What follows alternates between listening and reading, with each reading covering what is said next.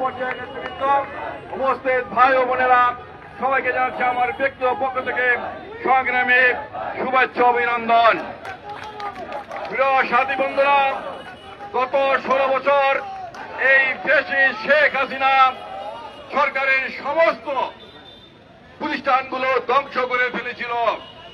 এ কারণেই আমাদের নেতা তারেক রহমান আজ থেকে অনেক আগে ভেবেছিলেন, যদি সরকারের এই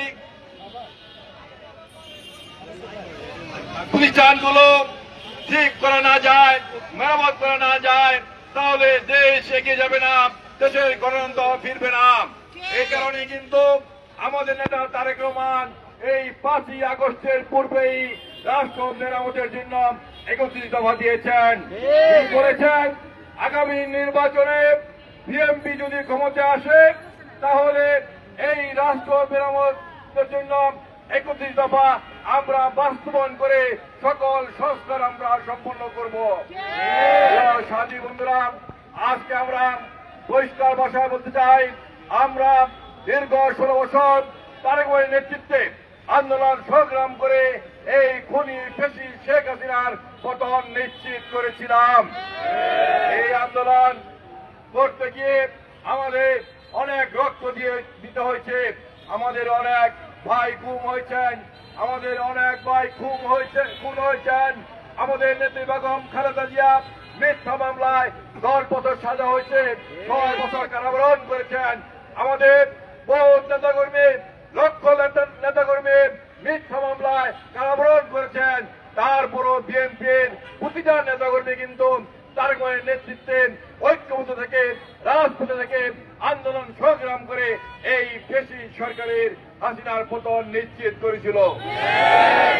কারণ তাদের মূল দাবি ছিল, গত 16 বছর বাংলাদেশের কোন মানুষ ভোট দিতে পারেনি। স্থানীয় নির্বাচন, জাতীয় সংসদ নির্বাচন, সমস্ত নির্বাচনে কিন্তু দিনের ভোট রাতে দিয়ে সম্পূর্ণ করেছিল।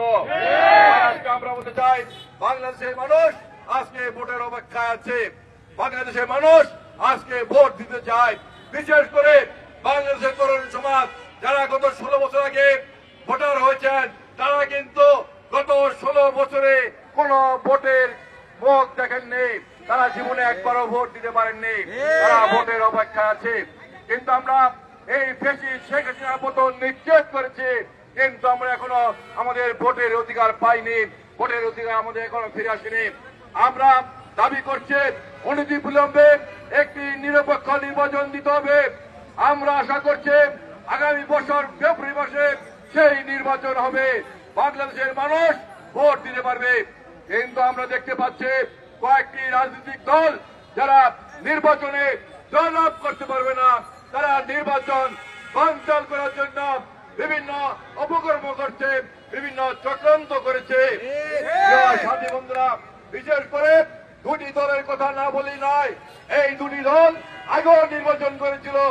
একটি দল হলো যারা স্বাধীনতার বিরুদ্ধে ছিল, যারা স্বাধীনতা যুদ্ধের সময় পাক বাহিনীর বিরুদ্ধে ছিল, তারা কিন্তু এই দেশে 3টি নির্বাচন করেছিল।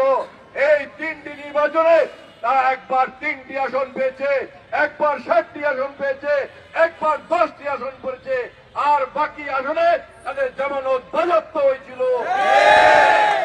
আরেকটি দল আছে ইসলামিক দল, এই দলটি 2008 সালে 166টি আসনে নির্বাচন করেছিল, সমস্ত আসনেই তারা পরাজয় বরণ করেছিল, তাদের সমস্ত আসনে তাদের জামানত বাজেয়াপ্ত হয়ে গিয়েছিল। সাথী বন্ধুরা, এই দুটি দল আজকে একত্রিত ভাবে আজকে নির্বাচন বানচাল করার জন্য চেষ্টা করছে। তারা জানে নির্বাচন দিলে তারা ক্ষমতায় আসতে পারবে না। একটি দলের আমের এই দলকে ক্ষমতায় তুলতে ছিল, এই দলটির আমের গত 3 বার বৃহত্তর সিলেট থেকে নির্বাচন করেছিল, একবারও জয়লাভ করতে পারে নাই। একবার পেয়েছিল 12,000 ভোট, একবার পেয়েছিল 15,000 ভোট, একবার পেয়েছিল 17,000 ভোট। 3 বারে তিনি কিন্তু 50,000 ভোটও পাননি।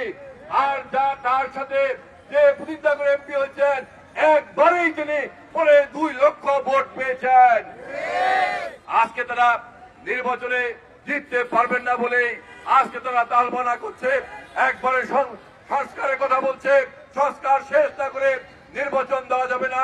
আবার তারা পিয়ার পদ্ধতির কথা বলছে।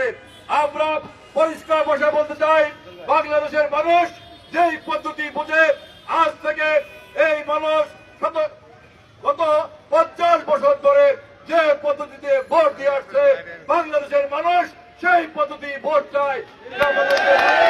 সেই পদ্ধতি বোঝে, সেই পদ্ধতি ভোট দাবি করছে। আমরা বলতে চাই, আপনারা নির্বাচন বানচাল করার জন্য যে চক্রান্ত করছেন, ষড়যন্ত্র করছেন, আমরা বাংলাদেশের ছাত্র সমাজকে, বাংলাদেশের যুব সমাজকে, বাংলাদেশের শ্রমিক সমাজকে ঐক্যবদ্ধ করে তার নেতৃত্বে আমরা আমার দরকার হলে রাজপথে আন্দোলন সংগ্রাম করে এই চক্রান্তকারীদেরকে দেশ থেকে বিদায় করে আমরা আমাদের নির্বাচন আমরা আদায় করব ইনশাল্লাহ। সেই প্রত্যয় ব্যক্ত করে সবাইকে সংগ্রামী অভিনন্দন সালাম জানিয়ে আমি আমার বক্তব্য শেষ করছি। খোদা হাফেজ। বাংলাদেশ জিন্দাবাদ, বাংলাদেশ জিন্দাবাদ, শহীদ বাংলাদেশ জিন্দাবাদ।